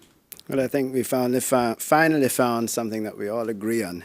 First and foremost, we are a Christian society, and that is first and foremost. You know, a lot of people disagree with it, but the church and God has been a part of the foundation of this country, and it will continue to be a part of the foundation of this country. This topic requires a much broader national discussion. This is not for any politician or any society to decide on behalf of this country. And personally, I certainly cannot support abortion without any restrictions. But again, this is a decision that the country will have to make, and we will have to have a national discussion on that. Mr. Ebanks, do you have a follow-up? I think one other aspect that I don't think the penal code covers, but you could bring a clarification question if you like, Tammy. All right. Is what happens in the case of rape. So there are instances, even though we all have myself in particular, deeply held religious views and beliefs that we hold dear, which are under the Constitution as well. But there are circumstances where we might still have to think about what happens in the case of rape. So there are issues that may require further examination, but again, that can't be a policy discussion that the three of us can stand here and answer in 5 minutes. Yeah, so I just did a quick check. It seems like it's completely against the law except to save the life of a woman, which you pointed out earlier. That's what I recall. Yeah. So we'll move on to the next question. It's also to deal with actually our electoral system and the constitutional reform. So some voters have expressed disillusionment with the current one-person, one-vote electoral system, believing it encouraged hyper-local constituency politics at the expense of national vision and unity. This goes to you, Mr. Scott, first. Do you support constitutional reform to adjust or replace the one-person, one-vote system? If so, what changes would your party propose to strengthen national leadership and representation? Thank you for that question. We too, as we've been on the campaign trail, have heard folks who are less than satisfied with the current system. Our party would support revisiting it and seeking the will of the people as to what they think would be a better system. I'm running for Cayman Brac East, and I quite often hear folks say, look, we want representatives that represent the entire Cayman Brac and Little Cayman.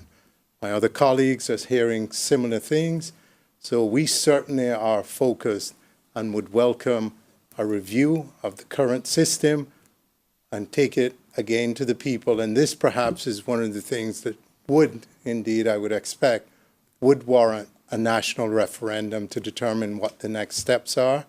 But certainly I think there are a number of people who are not satisfied with the current system and think there's a better way. And there's been a variety of suggestions.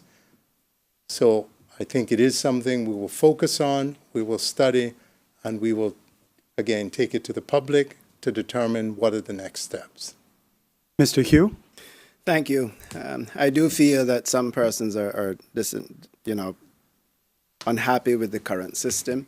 It has its pros and its cons, but I do know, or I do feel, that the UK will not let us go back to the multi-member constituency. Being a part of the team that attended the negotiations on the advancement of our constitution with the FCO, I can say to you that there is no way that they're going to allow us to go backwards on this. What we can discuss is looking at variations such as candidates at large or some other variation, but the issue comes down to equality, and it comes all the way back now to North Side and East End. Two constituencies that have always enjoyed single-member constituency. Kimmanbrack used to as well. And I can tell you that you will not implement anything different in North Side and East End than what they have without a fight from the people in those districts. So it comes down to equality again, where at one point, the people in North Side and East End and Kimmanbrack were saying Georgetown were getting 4 votes and West Bay were getting 4, but we were only getting 2. I don't think we'll be able to go back to that type of, to the multi-member constituencies. Mr. Ebanks. Thank you. From my recollection and my time as the country's representative to the UK and Europe, I think there was still talk about whether or not it's time to think about advancement in our Constitution. You're now dealing with ministers who are part of a $1 billion budget. So voters are understandably concerned where they don't feel like they have a say in who is actually commanding these budgets, who's commanding these authorities. So there is a valid point of view that we should examine the system to see whether or not there should be a form of bicameral system, meaning that there are perhaps local representation as well as the national representation, and the voter gets a direct say in that matter. But whatever is done, my strong sage advice is that it's done early, because it's going to take study, it's going to take a referendum, it's going to take education, and it's going to take the elections office to get up to speed so that we don't have voter confusion and then something backfires on the country. Mr. Scott, would you like to add anything? Yes. I think as we go down this, it comes back to how do we best represent our people? And the whole idea of having an equitable system is the cornerstone of whatever we do. But I do think there's enough discussion out there that it is one of the things that we absolutely would prioritize. We've seen, for example, in recent history, with the government, they looked at the Boundary Commission and simply ignored it. Those things we can't do. Election reform, even at the very basic level, needs to be something that we are focused on to make sure it is a fair and equitable process. Thank you. Shall we go for it? Yes. All right. Final question of the evening. So we have an extra question now. You would have realized that there have been 12 questions so far, and they've been spread equally in terms of who starts and that kind of thing. So this would be question number 13. We have the time. So we are proposing a minute each, and we'd start here and go down. And it's not that difficult of a question. So you say. So I say, but I don't think it is. But Not difficult to ask. That's right. Not difficult to ask. So let's go. Marriage and freedom of religion. The Cayman Islands Constitution recognizes freedom of religion, while many in the community hold Christian values, as we've talked about earlier, as central to national identity. Tensions have grown over issues such as the legal definition of marriage and moral education. We had a whole thing with the UK over that. Will your party uphold the definition of marriage as a union between one man and one woman? Mr. Hugh. Having been a member of the government that brought the failed motion on civil unions to the Parliament, I would not like to go through that again, to be honest with you. I can say that again, coming back to where we talked about the church and religion being a part of our country right into the Constitution, even as a part of the Constitution, you will not be able to broach this subject without major public consultation, and perhaps even a referendum. But I can tell you that the country, and I think there are actual legal challenges still happening. There is strong objections to going against the definition of marriage, of that being between a man and a woman. I do believe, and I supported the move towards civil unions. I think that was the right move. Thank you, Mr. Persons. Thank you. Thank you, Mr. Hugh. Mr. Ebanks. Thank you, Tammy. I've been around this issue in terms of being on the Human Rights Committee and also being the country's rep to the UK and Europe. And I was holding that post while this difficult issue was on full display, not just because there's no such thing as local news, the world. The position had to be rectified because the government/state's obligation is to ensure there's equality of legal rights. That has been completed with the introduction of the Civil Partnerships Act, which equalizes the legal position, and no further rights need to be conferred by the government. It's upheld its legal obligations. Beyond that would require significant consultation. It would require significant, probably more than likely, a referendum to the Constitution. So at the moment, we have equality of rights, and the government of the day and the future government have satisfied its obligations to the community from a legal standpoint. Thank you, Mr. Ebanks. Mr. Scott? Thank you.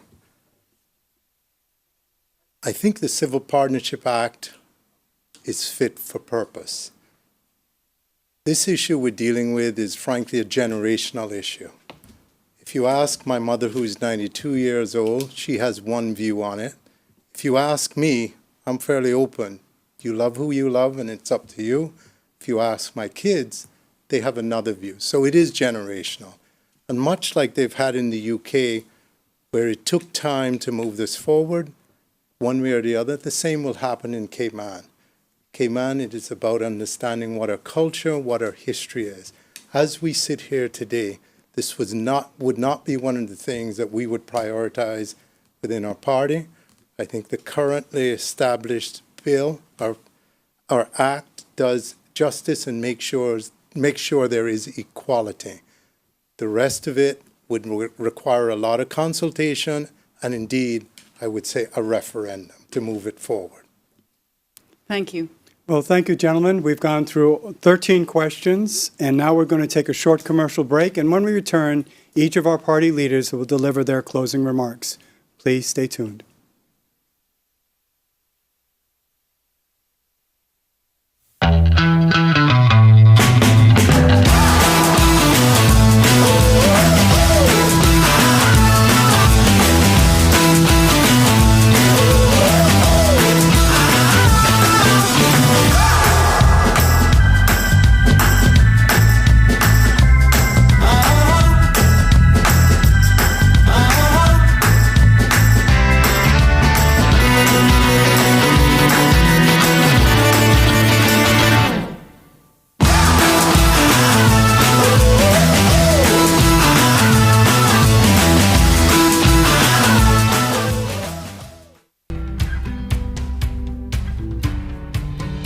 What sets CUC apart is they provide the students with a variety of opportunities for learning outside of the classroom.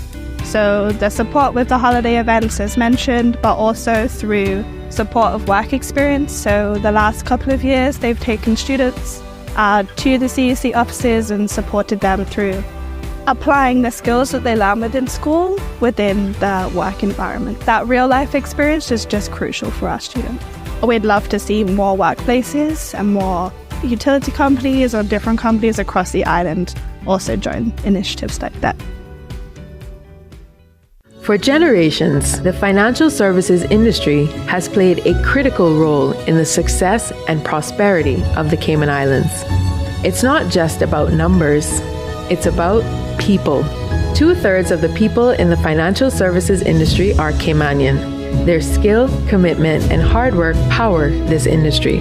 Together, we are building a stronger, more sustainable future for Cayman. Cayman Finance. Let's thrive together.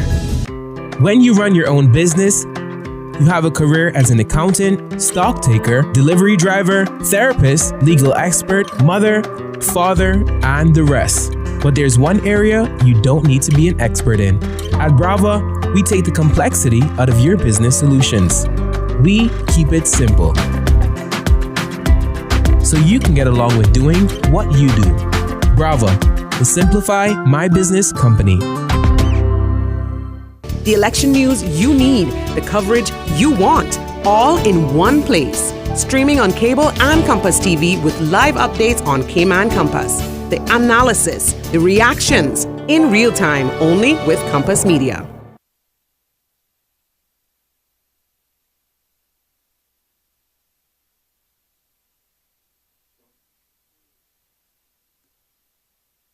Welcome back to the Chamber of Commerce Political Leaders Debate.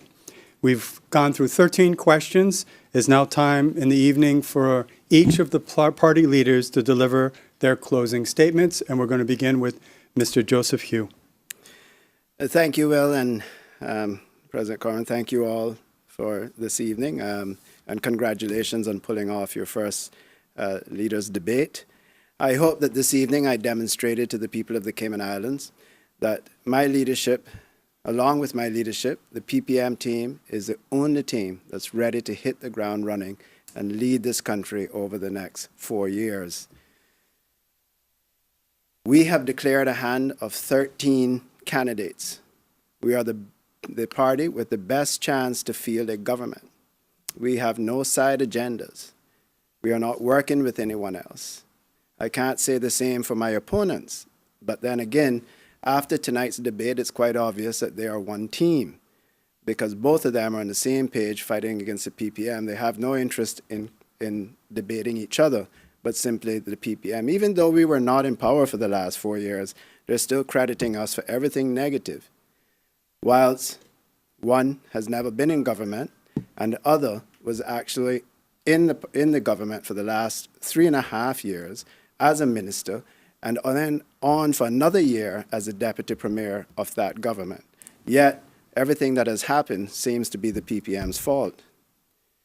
We will hit the ground running to ensure a brighter future for our people by lowering the cost of living and improving the quality of life for our people. We will introduce strategic reforms in pension, in healthcare, and in public investment.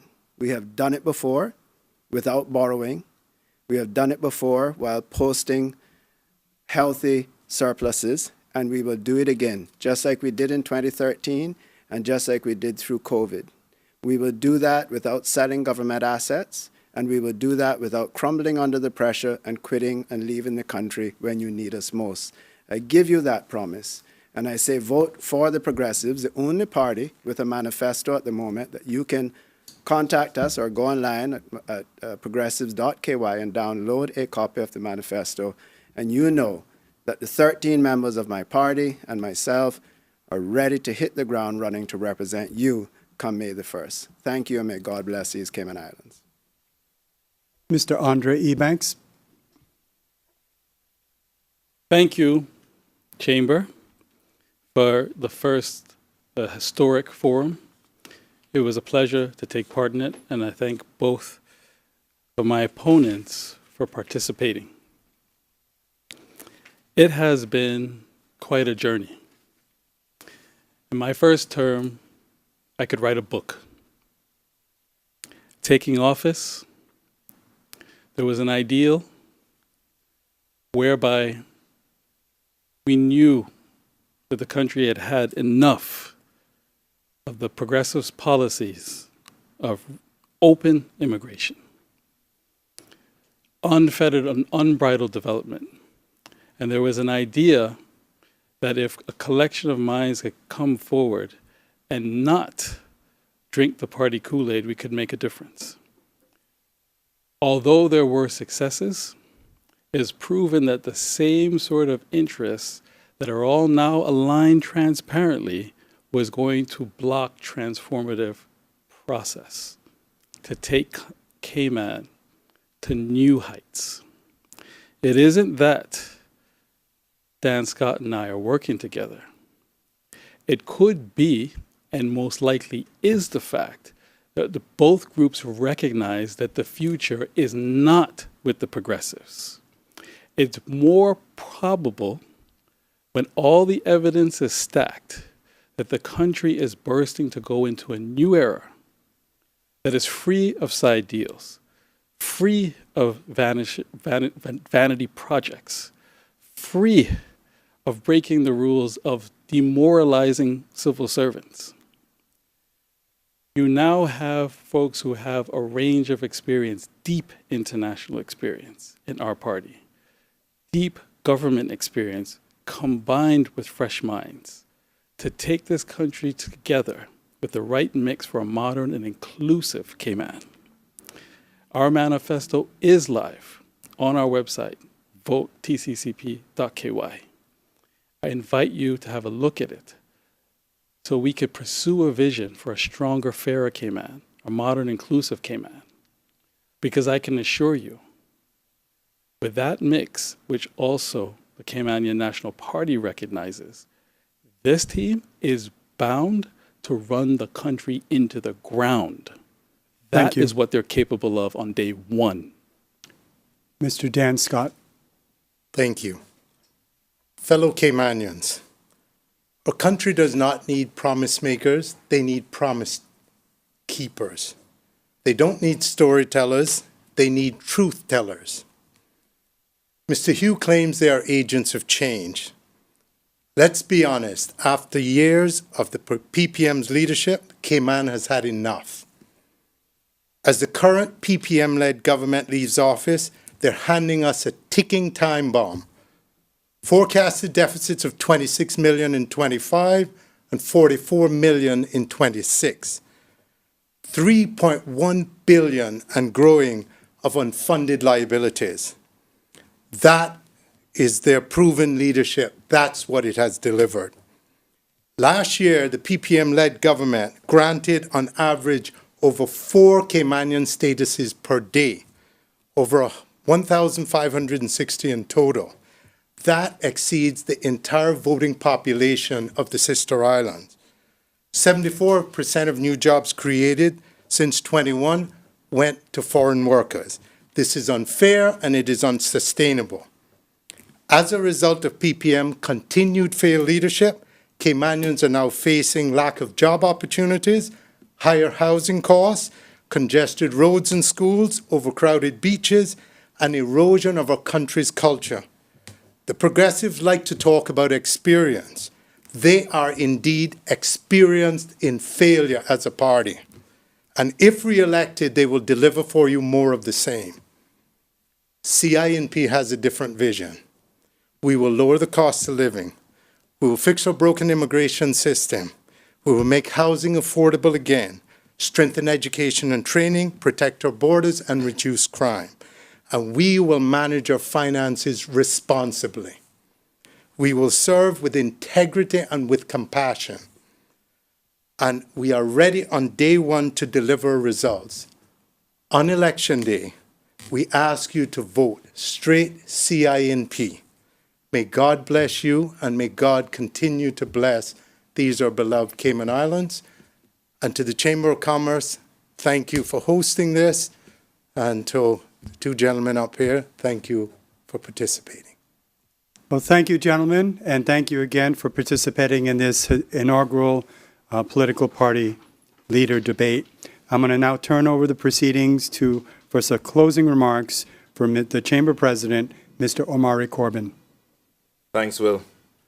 As we bring this historic debate to a close, on behalf of the Chamber of Commerce, I would like to extend our sincere thanks to everyone who has made this evening and the entire candidate forum series possible. First and foremost, we thank the political party leaders for accepting our invitation to participate tonight. Your willingness to join us tonight allowed voters across the Cayman Islands to hear your views, compare your positions, and better understand the parties that you all represent. This open exchange of ideas is essential for healthy democracy, and we are truly grateful. To our forum panelists, past Chamber Presidents Shamari Scott and Mike Gibbs, immediate past President Joanne Lawson, President-elect Christina Spratt, Vice President Garth Arch, and Chamber Councillor Jason Nira, thank you for lending your time and insight throughout the forums. We especially thank AI Rentals for the sound and studio setup, and Cayman Spaces, especially April Cummings and Eric, for the excellent production and live streaming services. We also thank Lizette Anez from Story for the design work that brought the entire series to life.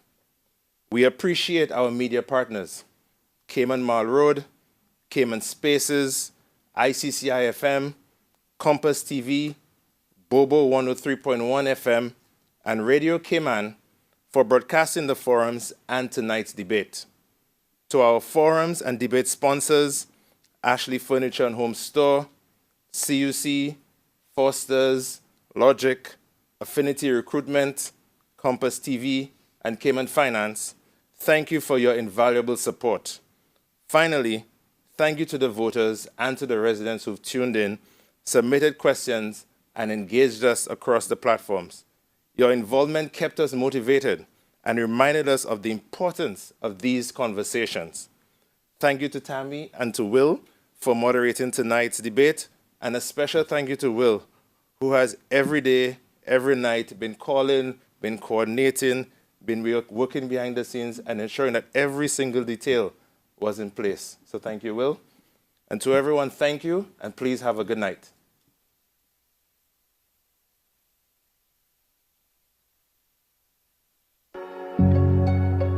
For the past 58 years, CUC has strived to be more than just an electricity provider. We have sought to be a foundational company. We give back to our community, and with the hard work and dedication of our employees, we have built and maintained one of the safest and most reliable electricity grids in the region. As we all look to the future, we at CUC want the Grand Cayman community to have confidence that our commitment to you will continue. Join us as we continue this journey together at empoweringcayman.com.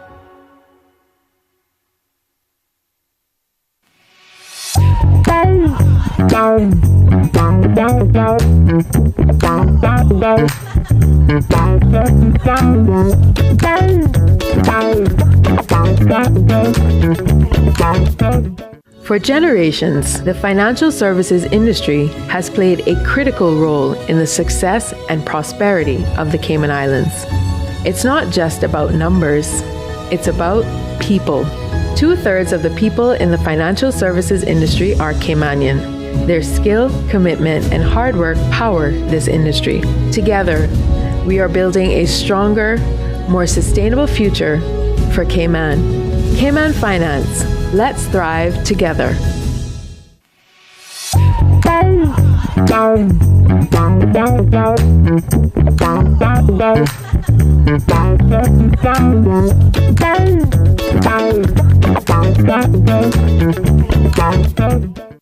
When you run your own business, you have a career as an accountant, stock taker, delivery driver, therapist, legal expert, mother, father, and the rest. But there's one area you don't need to be an expert in.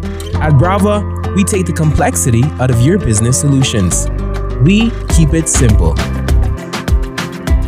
so you can get along with doing what you do. Brava, the Simplify My Business company. The election news you need, the coverage you want, all in one place. Streaming on cable and Compass TV with live updates on Cayman Compass. The analysis, the reactions, in real time, only with Compass Media.